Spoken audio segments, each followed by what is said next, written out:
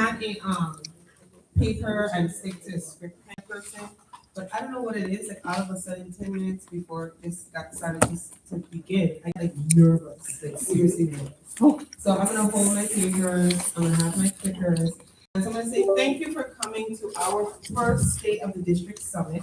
We're also live streaming portions. We are okay, great. And so this is for the Amherst Pelham and Amherst Pelham Regional School Districts.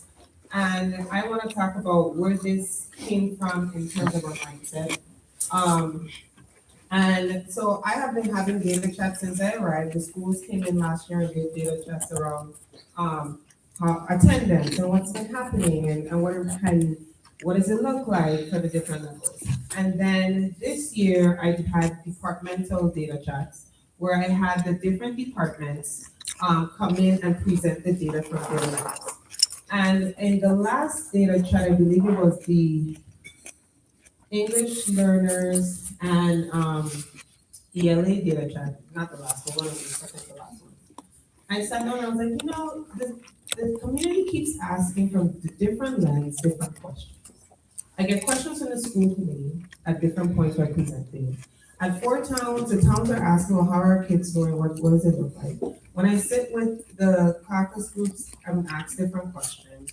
When I'm sitting with directors, we have different questions. And I was like, it's kind of time for us to bring all the stakeholders in a room, present the data, kind of like how I look at it, or it's presented to me through the lens of the different departments and everyone else. Because in that room, when HR is presenting, our curriculum team is there, our family team is there, so they're hearing all of the information. And it's like, we're asking questions from the different perspectives. And I wanted to provide you as our key stakeholders, as caregivers, committee members, PGOs, community groups, town leaders, the same opportunity to walk through data with us and kind of engage in that conversation. So today is called the summit, and research talks about coherent systems and how powerful it is when a system is coherent. Now I know it's 3 separate districts, but we all feed into the region. So a lot of the conversation we're going to talk about is with the end in mind, with the high school graduate, right? Because at the end of it, when they've gone through our system, our product is a regional graduate, but they start in our elementary districts. So this is a unified conversation for everyone. And data can be used as a tool to support, but I don't want us to think about it. And when we have our data chats, it's not about we're using the data to support our points, right? We're using the data and a lot of the conversations we've had are to support our points.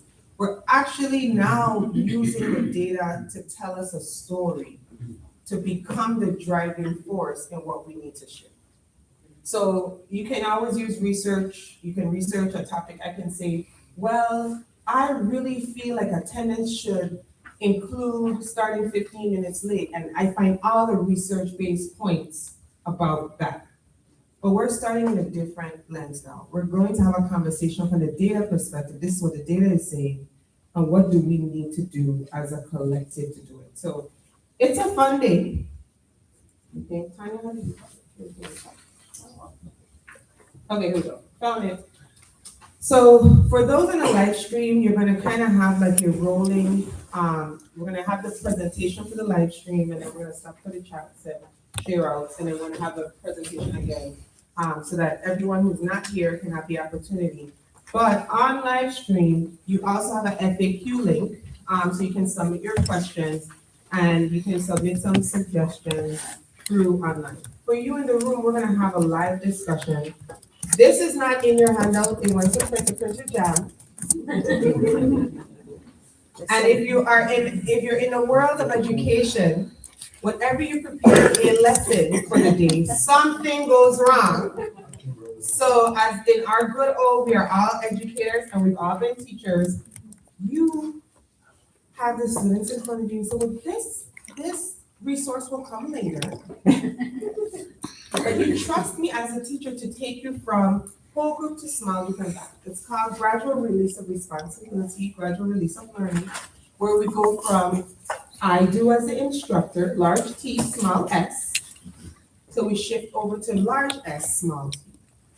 There's different models over the years of how it's presented itself, and you're gonna walk through lessons. For you, it's a workshop model. For me, I have the joy of being co-teaching with various leaders today. I have to apologize, some of my leaders were not feeling well this morning, so I'll be presenting their information for them, because they couldn't be here, but we work as a team, so, and I've already walked through a lot of this, and so I'm gonna walk through it with you.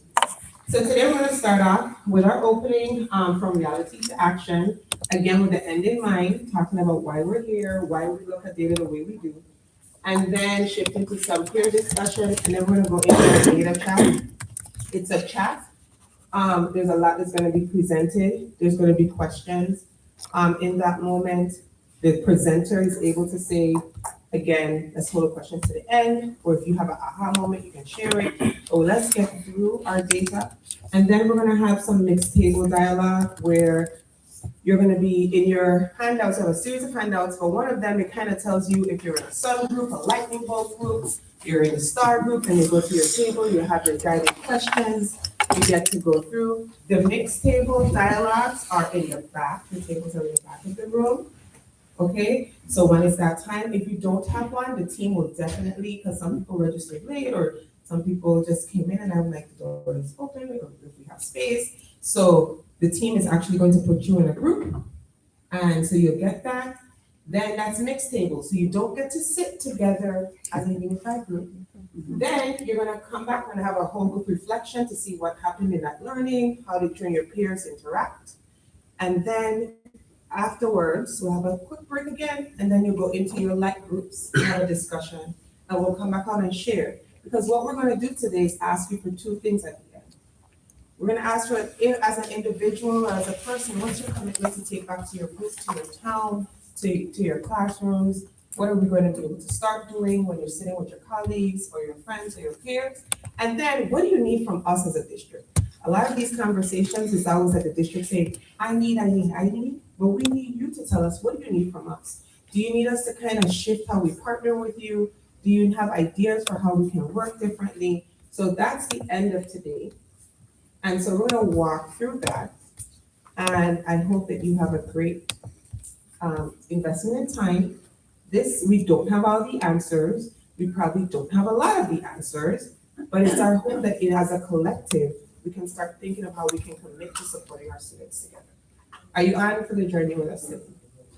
Yes. Awesome. If anything, at the end, you get a great boxed lunch, so it adds to the.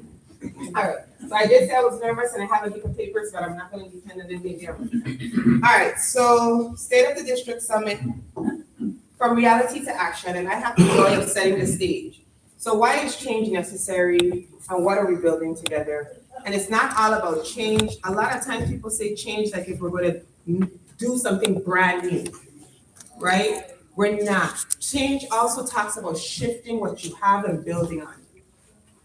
Because when you build on what you already have, and we have a lot of great things in these districts that we need to build on and expand and step forward to. And that's the conversation today. What are we building on? What maybe we need to leave behind and start afresh? Or even, what have we never thought of?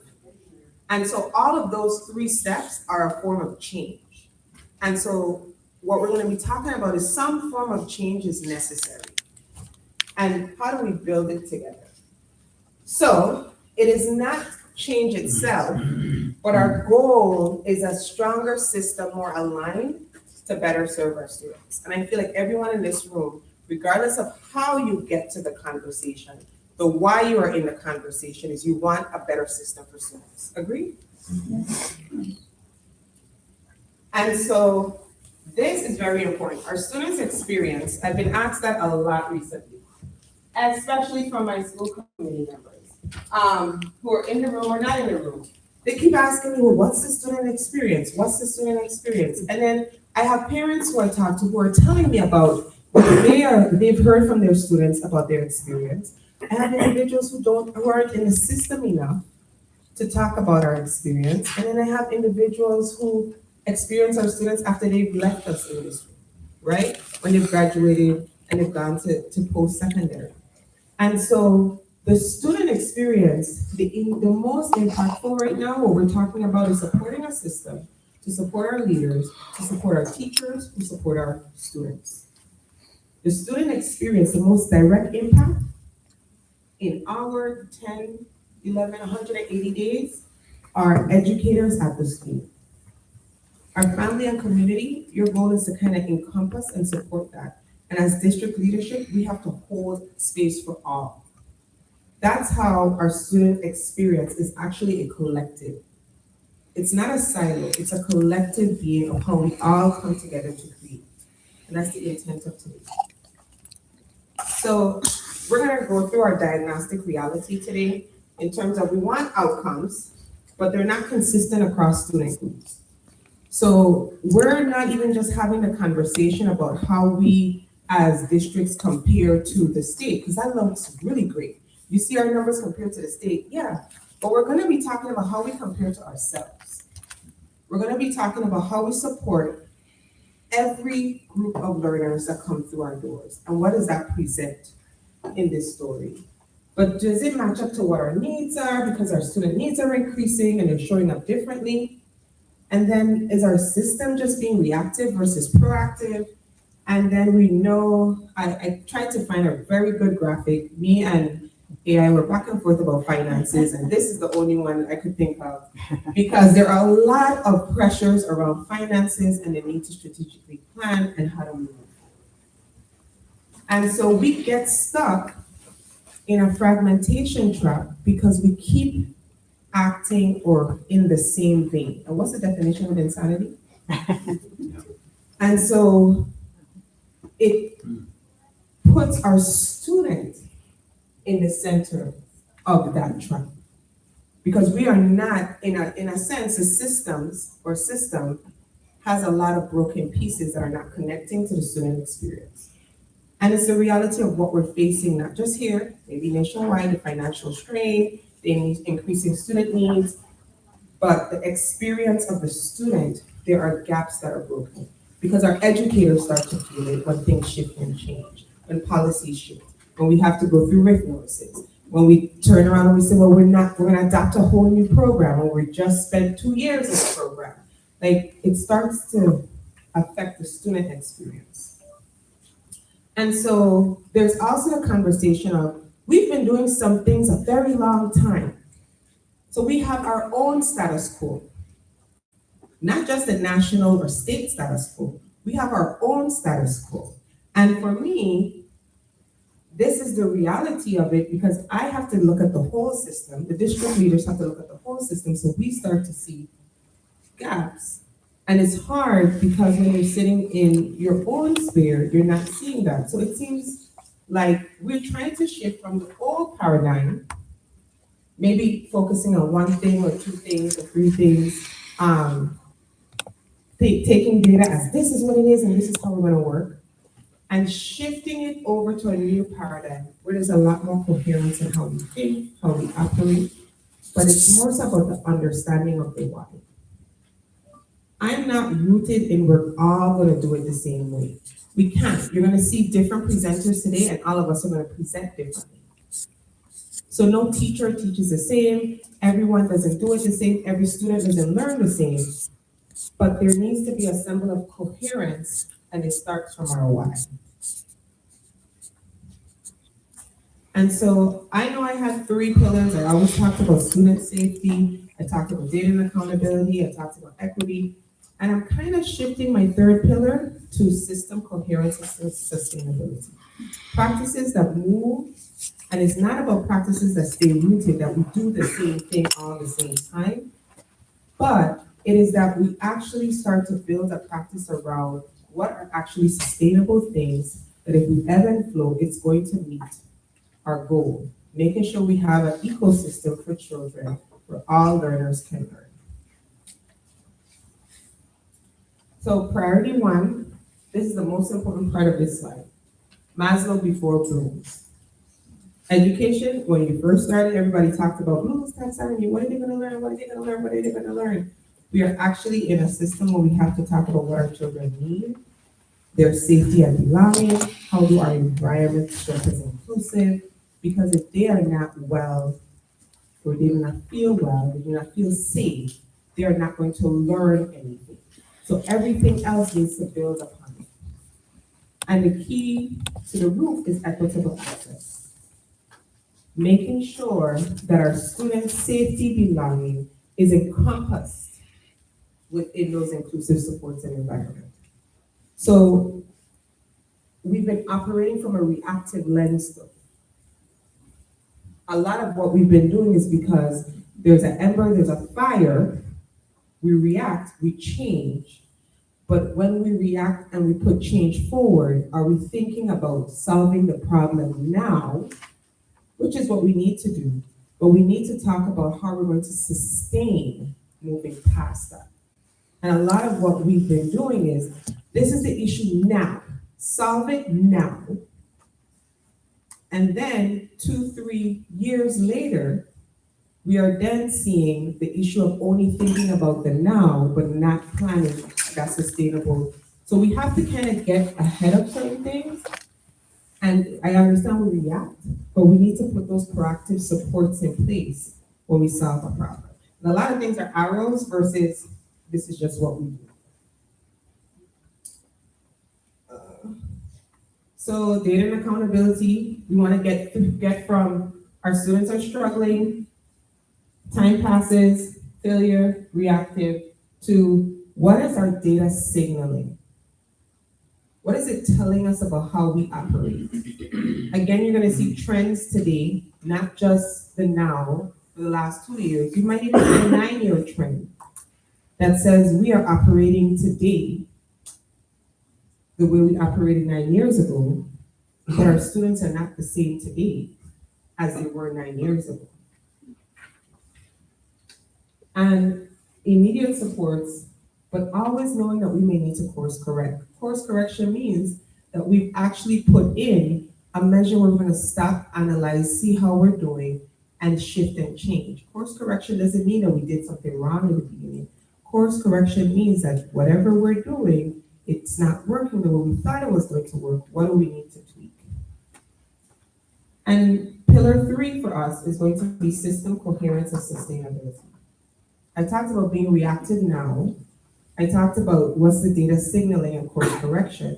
Sustainability is very key because that's where it comes from. That's where it lends to. There was a data point that I wanted to point out, and it says 40% of students entering a 2-year institution. I didn't even go to 4 because community college here in Massachusetts is free, right? Individuals get, but 40% of students nationally entering 2-year institutions require remedial courses because their K-12 experience was fragmented. I have some college folks shaking their head in here.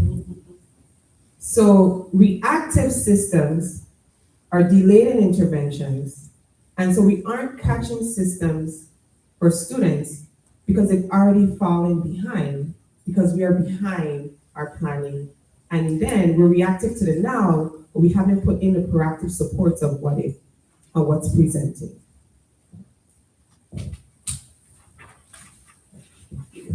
So the idea here is looking at it from a vertical alignment standpoint, but beyond that, trying to determine what the interventions are. Are there interventions in the system that we need to put in place? Is there access issues, or how are we planning appropriately? And the goal is to take all 3 priorities and create a cohesive ecosystem for student learning. But this is not a Dr. Z or a Tanya or a Stephanie or just a school committee or just a PGO or just a community group. This is actually a collective. Like this, for us to shift what's happening in these districts, it is actually a shared responsibility. So when someone asks about student experience, we should all be able to speak about student experience. maybe not with the same depth and breadth as a classroom teacher, but with some kind of understanding of what we are doing to create and shift that. And that's why we're here today. So in your handout, you have a presentation one, reflection, and there are about 3 or 4 questions. It kind of top says presentation one, see it? And so you have elbow partners next to you at your table. And I'm gonna give you about 5 to 10 minutes to kind of reflect on what we're talking about and start to frame your mind in what it is that you expect today, you're walking through. So there's some questions under presentation one. What stood out to you? And in that, not just what stood out to you, but what are you thinking when you think about student experience and well-being? What should students consistently experience around our schools? And you have to kind of jot this in now without getting the background data so that we can refer back to this later on this afternoon or today, okay? So I'm gonna give you about 10 minutes to have a discussion with your elbow partner, fill out your questions, and I'm gonna come back and share.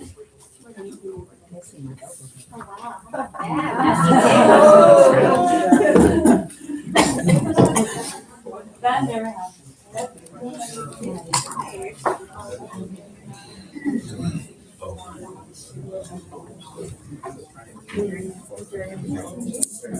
And stream.